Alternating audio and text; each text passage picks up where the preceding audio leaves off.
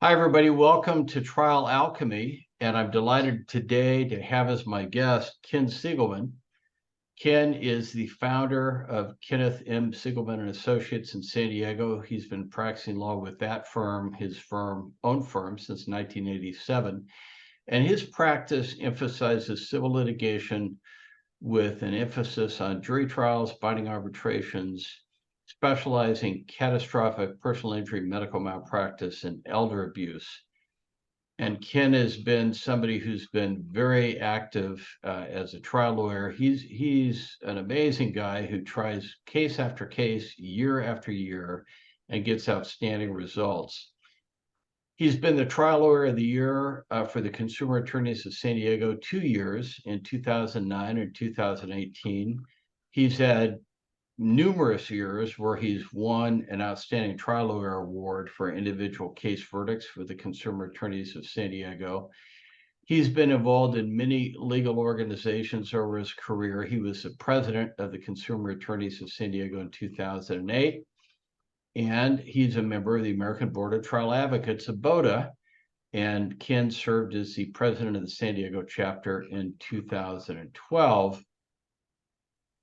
Ken is somebody who really knows his medicine. He got his law training first, and then he went to medical school. And so he's really been somebody specializing in medical malpractice throughout his career. So without any further ado, Ken, welcome to Trial Alchemy, and thank you so much for being a guest today. Thanks, Monty. It's great to be with you. Well, let's start off with this question, Ken. You've had a lot of trials, and you've had great results over many years. So what's one of your most satisfying trial experiences and results?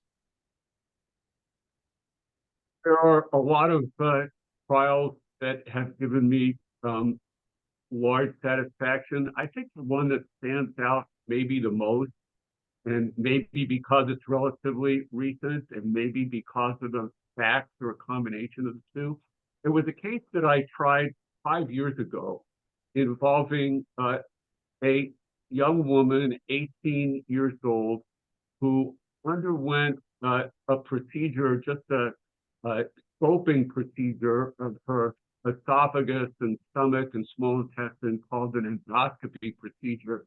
And the anesthesiologist let her pressure get too low. And she had an anoxic brain injury, meaning brain injury due to lack of oxygen. Afterwards, her verbal IQ actually was 118. This was post-injury. But yet, from a performance standpoint, from a functional standpoint, she could no longer function at anything close to the level she was at before. Her plans to go to college, become a nurse, to do missionary work, all of those things were scrapped. Her ability to concentrate was gone. She had some physiologic changes as well, intolerance to heat, rapid heartbeat, and yet the MRI scans of her brain were all normal. And to look at her, she looked okay. And so there was some very sophisticated testing that had to be done that provided some truly objective evidence that she in fact had a brain injury. And one of the fascinating aspects of her brain injury is that it included something called disinhibition, meaning there are neurons, there are cells in our brain that inhibit various kinds of behaviors or activities. Her injury involved, in part, disinhibition of brain cells in the visual area in the back of her brain. So while she was not independent in many areas of daily functioning, she became kind of an art savant. Wow. Whose art was good enough to be shown at shows, and it was a very abstract, creative kind of art. So proving to a jury the life-altering nature of her injury was a real challenge, but I was very fortunate that my client and her family are wonderful people. They work very hard to help me prepare the case and told the story at trial. And I was fortunate to have a judge who let us try the case and a jury who was open-minded and listened to it and returned a verdict against a very well-qualified, prominent anesthesiologist who, apart from what he'd done in this case, certainly generally practiced within the standard of care, but did not in this case. And I was able to get a very substantial verdict. Wow, that's a great result. And I'm sure that was a challenge to show all those injuries. And the test that I was referring to is called a PET or positron emission scan of the brain, which showed particular intense activity, and this is the disinhibition that I'm talking about, in the back area of the brain called the visual associative cortex, and in the frontal area of the brain that involves things like speech and language and also behavior, which were impacted significantly in her case. And we were also able to show some of her drawings before and after and show how it went from very simplistic, drawing as kind of a occasional interest thing with these very concrete images to wildly abstract things that you wouldn't believe came from the same person. Wow, amazing.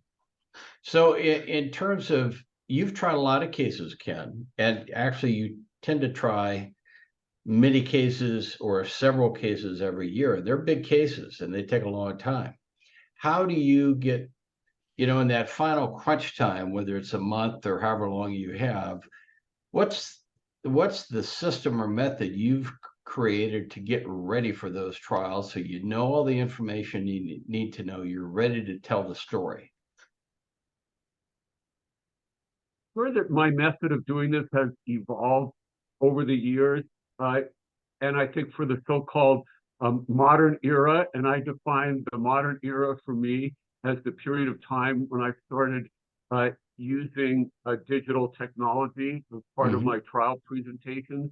So this goes back probably for perhaps a decade at this point.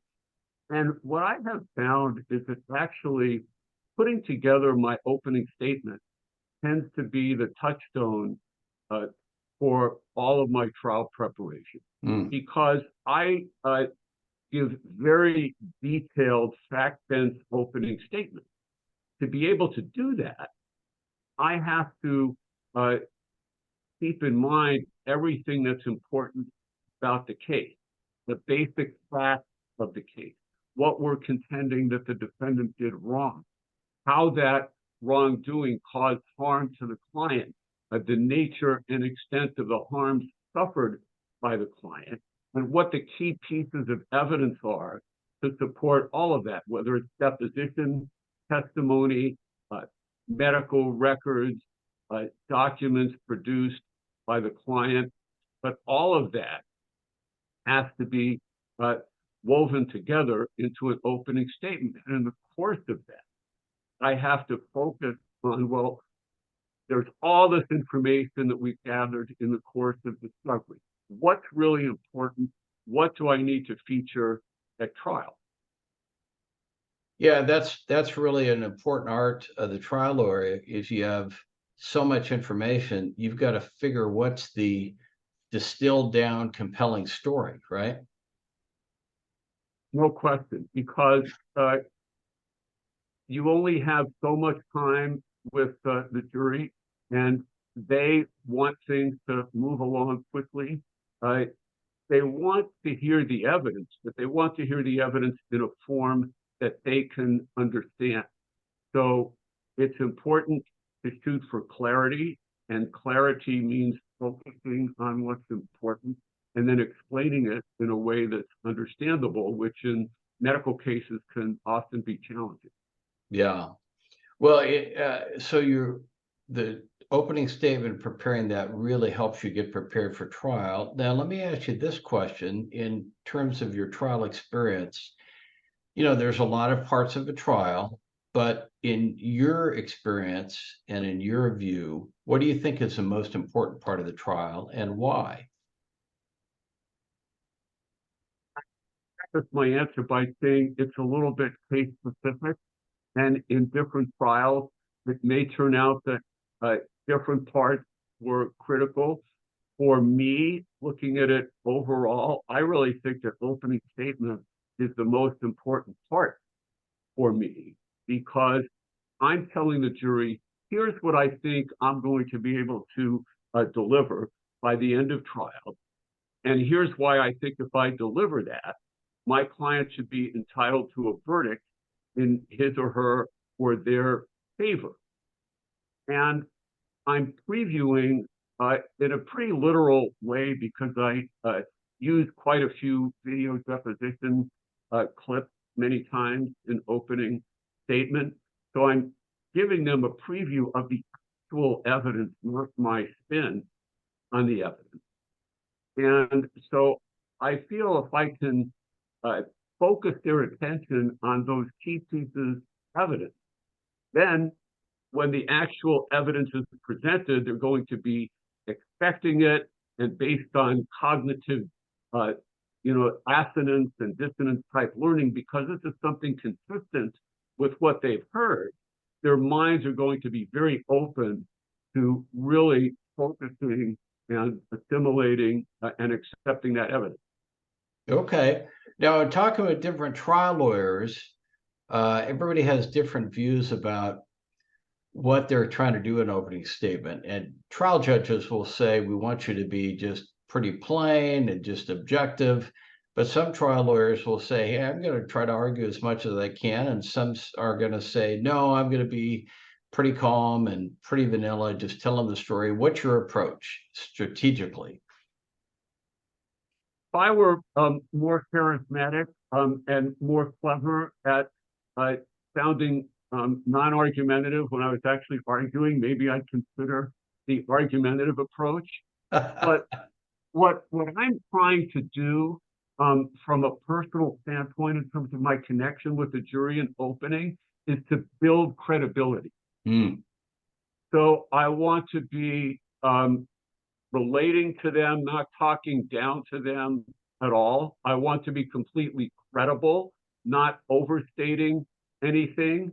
I want to be knowledgeable about the subject matter. So one thing that I always do in a medical case, for example, is present a list of the medical terms that are going to be used in the case.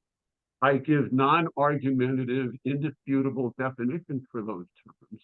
And then I talk about not just the literal definition, but where do they fit in the case? Why am I taking the time to define for the jury what a term means? So hopefully, by the end of opening statement, the jury respects the fact that I've given them a balanced picture. And I make it clear I'm advocating for the plaintiff, but I don't spin the facts. I present the facts objectively. And I present facts that I believe the defense is going to rely on in opening statement.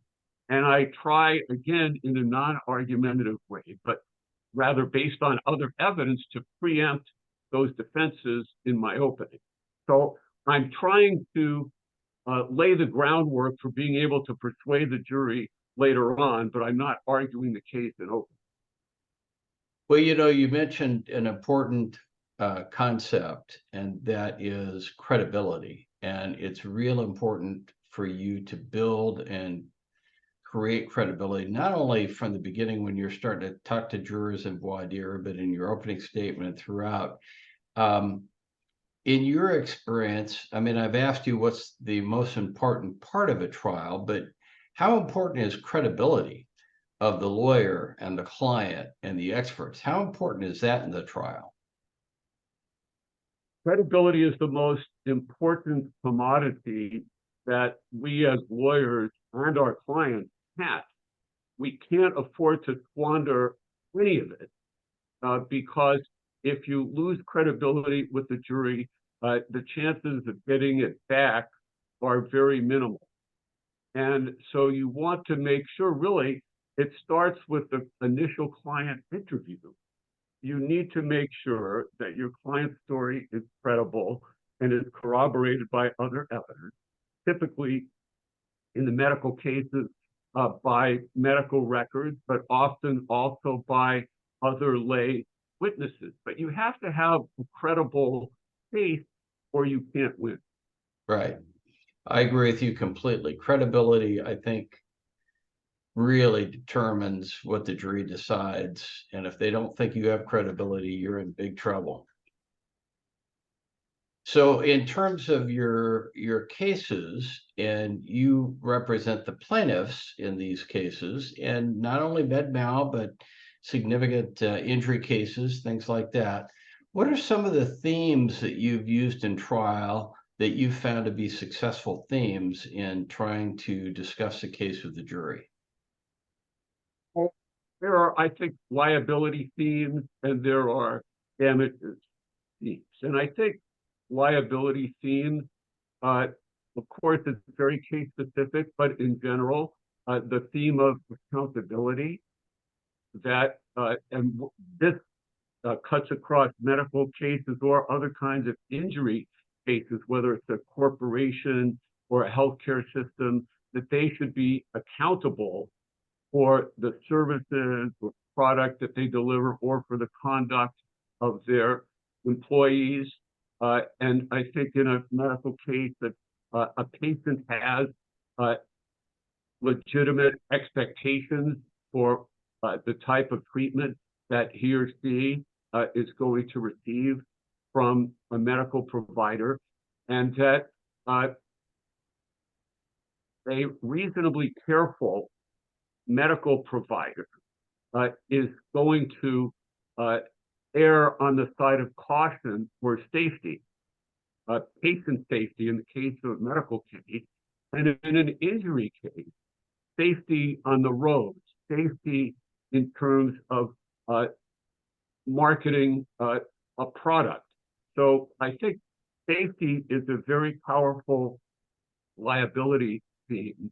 And in terms of damages, I think the most powerful theme that we can present as plaintiff lawyers is that despite the magnitude of the plaintiff's injury, that he or she is really trying to achieve the best quality of life that he or she can, and or that the family, where the family is really required to step in and take care of the plaintiff, that the family is trying to help the plaintiff achieve and maintain the best quality of life that he or she can. I think to try to play to the sympathy of a jury, whether supposedly subtly or not subtly, is a bad idea from the plaintiff's standpoint. And it's important to emphasize positives in the plaintiff's life post-injury. Absolutely. So in terms of credibility, and you're talking about your themes, now you've seen the defense in every trial, and they're also going to put out themes. Have you heard some themes that you thought, hey, that's a pretty good theme from the defendant's side of the case? Anything come to mind? I'm fortunate or not fortunate to typically be matched up against some incredibly skillful defense lawyers. And so I really have been privileged to see the best of the best in terms of defenses presented. And in medical cases, some of the defenses that they present effectively is that this was a well-trained doctor or nurse trying to do his or her best, and they used their professional judgment. They made a judgment call, and there are some jury instructions that are useful to the defense in advancing that theme, that the defense lawyers are very skillful at weaving into their case and then arguing in closing. Another theme that they use is, there can be more than one way of treating a particular medical problem. Right. And there's an instruction that says just because the result turned out badly doesn't mean that the choice that was made, that the alternative that was picked, was a negligence. And so defense lawyers advance the theme that what the defendant did was reasonable, and that even a catastrophic result, the most catastrophic result you can think of, doesn't mean that there was negligence. And I think most skilled defense lawyers acknowledge very early on the severity of the plaintiff's injury, and that their clients and they feel genuinely sorry for that, and they're sorry that the plaintiff has to be in court, but that doesn't mean that it's their client's fault. And they try, beginning with voir dire, to discuss that theme with the jury to try to preempt the natural sympathy that juries feel for catastrophically harmed plaintiffs. And the good defense lawyers do that, I believe, very, very well. I have one example I can think of in particular. When I was a relatively young lawyer, I was trying a case against one of the deans of the medical negligence bar up in Los Angeles. And really a complete gentleman, very classy, very funny and charming to talk to. And I really liked him. And I knew the jury was really going to like him. And it was a wrongful death case. And he started his closing argument by talking to the jury about how remarkable and wonderful it was that my widowed client and her husband had been married for 41 years, and what a beautiful thing that was, and that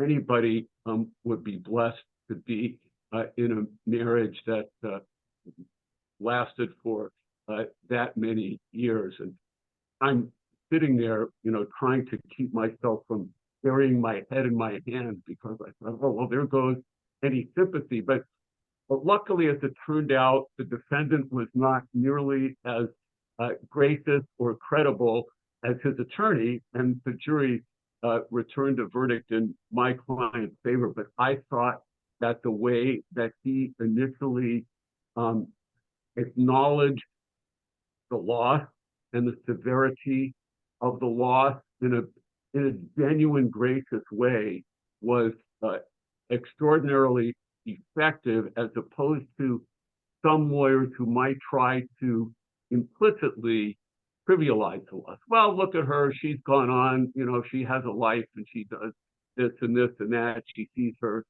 kids, she sees her grandkids. Yeah, that sounds like that was a very powerful way for him to start and talk about those things. Now, I want to get into picking some juries and all of that, but before we get into some of those details, I know you've been trying some cases. I know you've tried many cases before COVID, but you've also tried cases since we've kind of come out of COVID. And what I want to ask at this point, Ken, is, in your experience with the jury trials you've had since we've gotten out of COVID, do you think the juries are acting differently than they were before COVID? And tell us how, and tell us why you think that might be, if they are different. I think that all civil trial lawyers have been surprised by that there are definitely noticeable differences in jury behavior and verdict after the pandemic compared with before. I think they have tended to skew more favorably for the plaintiff than before. And where this is particularly surprising is in the area of medical negligence cases, because I remember during the first few months of the pandemic, when the hospitals were completely inundated, and the nurses and the physicians and all of the hospital staff were heroic in trying to treat all of the COVID patients under conditions where their own lives were threatened on a daily basis because there was no vaccine. And there would be standing ovations from nearby apartment buildings and some of the inner city hospitals when there'd be a change of shift. And so all of the plaintiffs bar were thinking, boy, trying medical negligence cases for a decade when COVID is over is going to be difficult. But that could turn out to be the case. I think liability has been found more often in favor of the plaintiff in medical negligence cases post-COVID than pre, and average verdicts have been higher. I think because everybody was touched in one way or another by someone pretty close to them, either getting really sick from COVID or dying, that people suffered. And even people who weren't touched quite in that way, many people were very isolated because of COVID. People learned what it meant to suffer more, even in a more immediate way. Younger people, but you get to a certain stage of life and you've had loss close to you, and that's part of what comes with living. But now you had 20-somethings and 30-somethings who, to an unprecedented degree, were experiencing loss and suffering and mental health issues from isolation that they had never experienced before and that were rarely experienced in those demographics.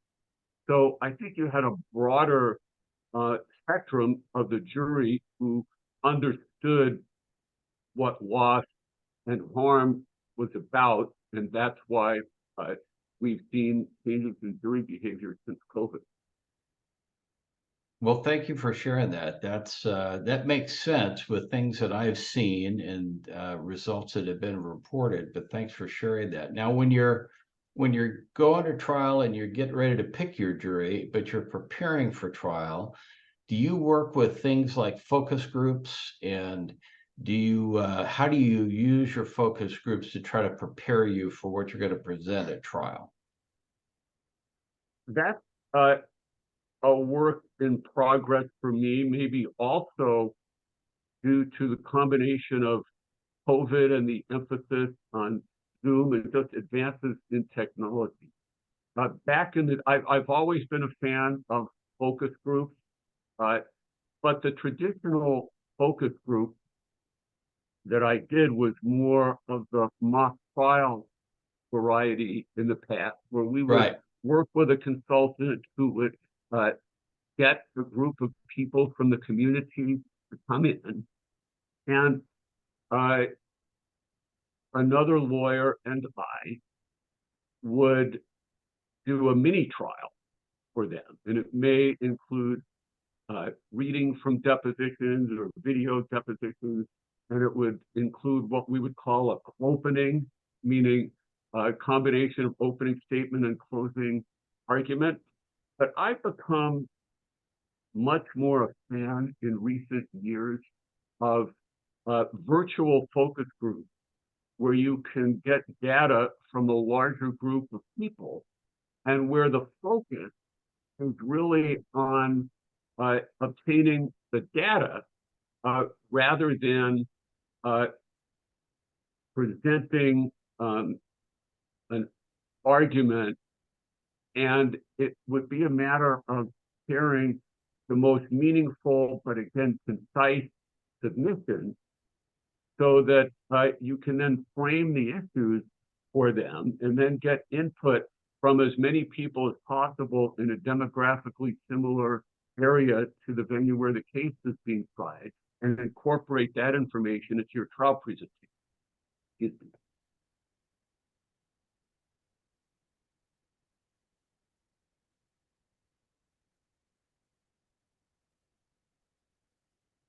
Sorry. No problem. So what's an example of the kind of data you're trying to get now that's different?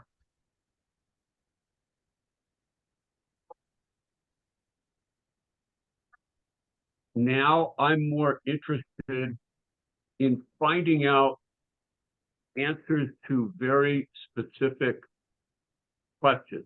In a multi-defendant case, how would you apportion liability among the defendants and why? What's the basis for that? What's the verdict range that you believe is fair and reasonable for the loss of this family's husband and father?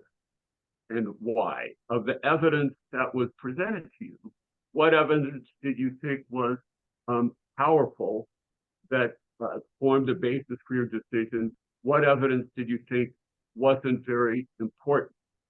With regard to witnesses, I might be inclined to provide a clip of video testimony and ask you find this witness's testimony on a particular issue believable or not believable, and why. As opposed to having the jury deliberate as a group and then come up with a mock verdict. I think that is a bad process.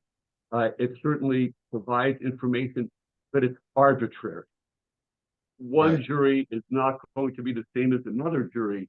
And I think there'd be too much danger in putting undue weight on the deliberative part of a focus group. So I'm really more interested in the data acquisition part of it. Oh, okay. And do you ever use focus groups to try to get some feedback on how you might deal with bad facts or issues like that?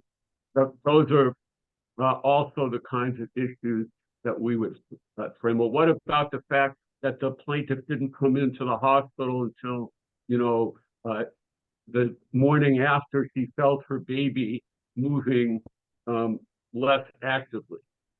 What about the fact that the plaintiff in a vehicle accident had drugs in his system, even if it was below legal limit of impairment? So you always want to test out the less favorable facts and see how powerfully they're going to influence the jury decision. All right. Well, now in picking your juries, do you tend to hire jury consultants generally in cases, or all the time, or once in a while? And how have you found them to be, what are the pros and cons of working with consultants? With jury consultants, I probably don't do it in a majority of cases for a variety of reasons. It can be a little bit unwieldy in the courtroom. The jury is wondering, well, who's this person? What are they doing there? Different judges have different views as to what the jury should be told about that. I think if somebody is identified to the jury as a jury consultant, they don't like it. I think it bothers them as it is that the plaintiffs are kind of trying to see into their brain and extract all this information about their life, and they're not really comfortable sharing.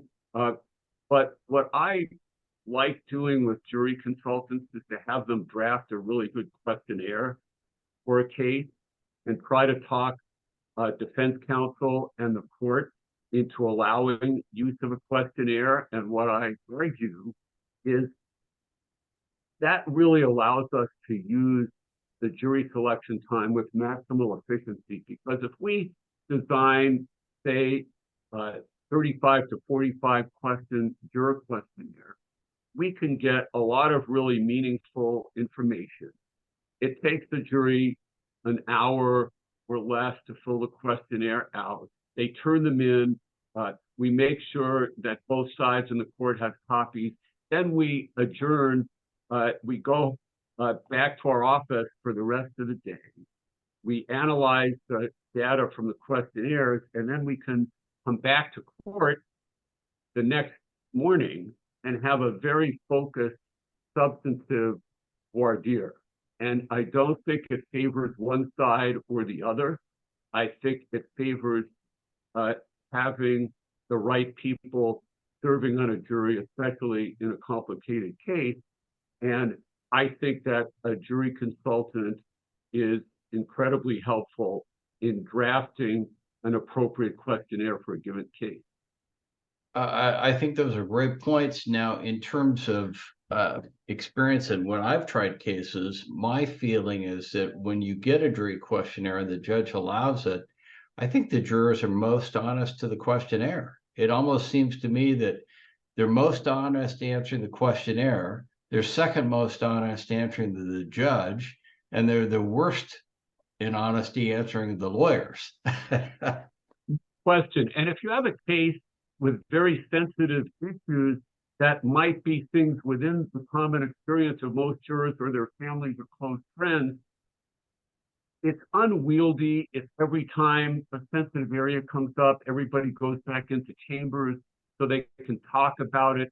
And even then, when they do that, they feel like they're in a fishbowl because there's a bunch of lawyers and a judge and a court reporter hovering around them in chambers and of course to talk about it. Whereas, as you suggest, they're free and easy in being candid when they're just writing out the response.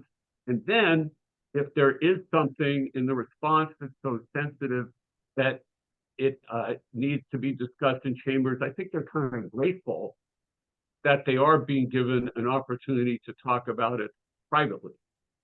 And how are you finding judges these days in being receptive to giving questionnaires? Are you finding them to be more willing to do that than in past years, or less willing, or what are you finding?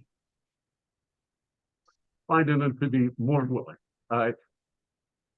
especially given that most civil courts are still backed up with cases because of the pandemic-related court closures. And very few judges accept the notion that the use of jury questionnaires does not lengthen voir dire. And I'm not going to claim that it significantly shortens voir dire, but sometimes it actually could shorten it a little bit. In a rare case, it might lengthen it a little bit. I don't think the use of a good questionnaire ever significantly lengthens the time for jury selection. I think it comes out about the same, but it's a much better quality jury selection for both sides. And it's an ongoing case-by-case battle for me Right. to get judges to agree to that. It's also a battle to get defense lawyers to agree to it for whatever reason. I think because some of them have a natural aversion to agreeing with anything that the plaintiff wants to do at trial, and they think there must be some trick behind it, or there's something about that process that's going to give the plaintiff an unfair advantage, even though I say to them, of course, we're not going to submit a questionnaire to the court until we agree on every single question. And if there are one or two questions we disagree about, we'll give our respective versions to the court and let the judge make the call. Once in a while, more than once in a while, but in a minority of cases, I have relationships with defense lawyers where they're able to overcome that inherent aversion and realize that having better information is better for both sides in jury selection. But I'm still fighting that battle case by case. Yeah, I think you'll still have to fight the battle, but I think your argument is right that the questionnaire helps you get the better jury, and everybody should be in favor of that. Jury selection is really about, Monty, is deselection. Yeah. As we all know, that we want to be able to make sure that we get the people off the jury who just shouldn't be sitting on that case because of something that's in their prior backgrounds. And that certainly doesn't make them bad people, but there are things in jurors' backgrounds that can make a particular case not one that they're suited for. And having a questionnaire maximizes the likelihood of finding out that information. Well, questionnaires were something that really weren't used earlier on in your career, and neither was mini openings. So what do you think about mini openings, and how do you do them when you do them in your cases? Openings, and now that there's a little bit of behavioral science behind it, I understand that mini openings are not a time to advocate your case so much as a time to expose the bad facts in the case and see what jurors think about them. The other thing that I think is important in mini opening is to get your damages numbers out there, especially if they're large, because you want the jurors to start getting over the sticker shock of those numbers as quickly as possible. And you want to find out which jurors would have a resistance to awarding the amount of money that you're going to be asking for based on the evidence, regardless of what the evidence shows. So those are, for me, the two purposes of mini opening: get out the bad facts and get out the damages. And so it sounds like you, as the plaintiff's lawyer, and your cases have big damages because you have catastrophic injuries, is the first time you're talking about the damages in the mini opening. Absolutely. And then I'm going to talk about it more in voir dire, because I'm going to follow up on what I said in mini opening and see which jurors would be absolutely unable to include those amounts in their verdict. Cynicism is fine. Saying, well, I wouldn't consider those numbers unless and until you prove it to me. Fine with that. But the jurors to say, no, that's just too much money. I could never go there. I can't believe it would cost this much to take care of a brain injured person over his entire lifetime for 50 or 60 years. I just can't go there, no matter what the evidence goes. So it's important to follow up in voir dire on what you brought out in mini opening to try to effectively establish cause challenges. And then you're also talking about damages in your opening statement, I'm sure. 100%.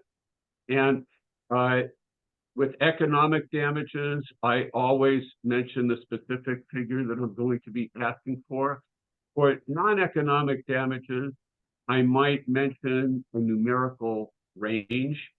I might simply say it's going to be something significantly more than what I discussed about economic damages, because the human harms are, without a doubt, the most serious harms that we're going to be talking about in this case. But I would definitely address damages, both economic and non-economic, in opening. And if I'm not going to give a specific number for non-economic, I would at least give a range to prepare the jurors for what I was going to ask for based on the evidence. And I would tell them that it's going to be a very high number in the millions or tens of millions of dollars. And that might sound like a lot of money now. You haven't heard any evidence yet. And at the end of the case, I'm going to explain in detail why the evidence justifies a verdict in that amount.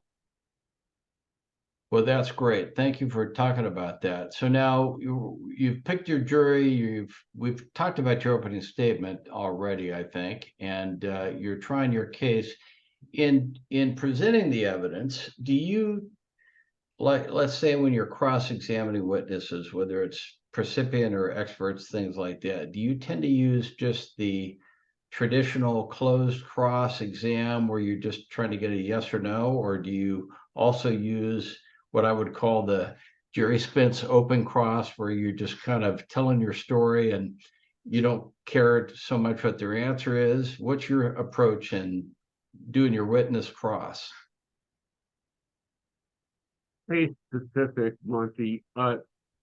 With medical witnesses, particularly experts, particularly well-traveled defense experts who are trained that never say yes or no in response to a question, and I have to try to get control of them. Yeah.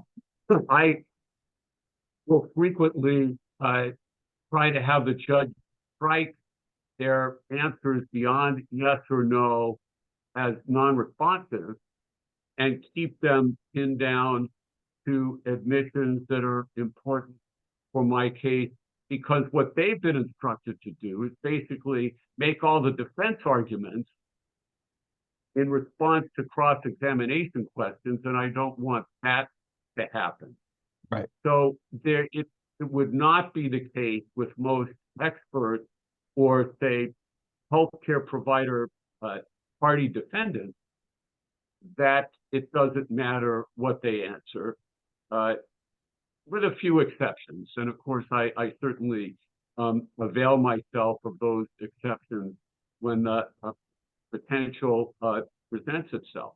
With lay witnesses, it's different. I think it might be effective more often in those cases to conduct a cross-examination where you're presenting the point of your case, and it doesn't much matter what's said in response, because the lay witnesses are going to generally agree with the premise of the question, whereas with the medical experts, they'll often try to dance around the premise of the question and not concede anything because that's how they've been instructed. Yeah, there's a whole lot of dancing going on with those paid experts, isn't there? For a while, the jury gets that most of the time, so I don't know that they really help themselves by doing that. And one of the funniest moments I've ever had in a trial was when I was characterizing that testimony to a jury. If you don't mind my telling one very brief war story. It was a misdiagnosis case, a case I tried many years ago, 30 plus years ago. And the defense expert had been involved in a total of 150 cases as an expert in his career, one for the plaintiff. 149 out of 150 for the defense. His answers really were not believable, and it was pretty obvious. So in the defense closing, the defense attorney talked about how she had been on a picnic with her family in Griffith Park just the weekend before and heard hoofbeats and looked up, and what did she see go by? Not zebras, but horses. So her point was, you think of common things, not uncommon things. And so the defendant should be excused because maybe the correct diagnosis wasn't as common as the most common diagnosis. During rebuttal, I thought the case had gone in pretty well for me, so I could have a little bit of fun. And so when it came time to talk about their expert testimony, I said, so good old Dr. So-and-so, let me tell you what I really thought about his testimony. To borrow counsel's analogy, if you hear the hoofbeat and you look up and you see the horses go by, and then you look down at the trail and see what's left, that's what I thought of his testimony. And the jury, they're all like wondering, are we allowed to, have full-throated belly laughs, or should we just try to stifle it and giggle? And the judge later told me it was the closest he had ever come to completely losing it and bursting out laughing in the courtroom. I had a good time in that moment with a non-credible defense expert. You got to love those moments when they happen, don't you? For sure. Now, actually, let's talk about when you're, in your final argument and you're putting everything together and you've got these catastrophic injuries. I mean, one of the things that is helpful with economic damages is you've got some way to measure it. But now with the non-economic damages, how do you help the jury figure out what's a way to put a dollar amount on these terrible injuries?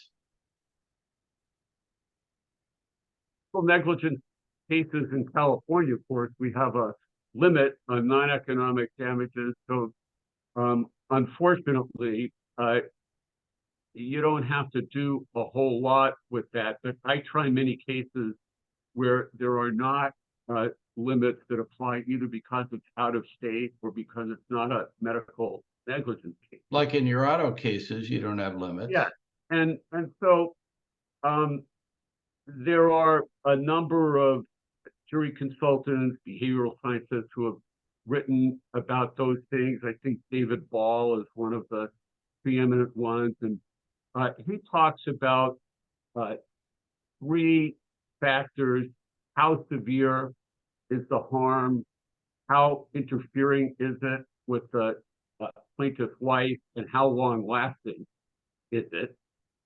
And then, talk about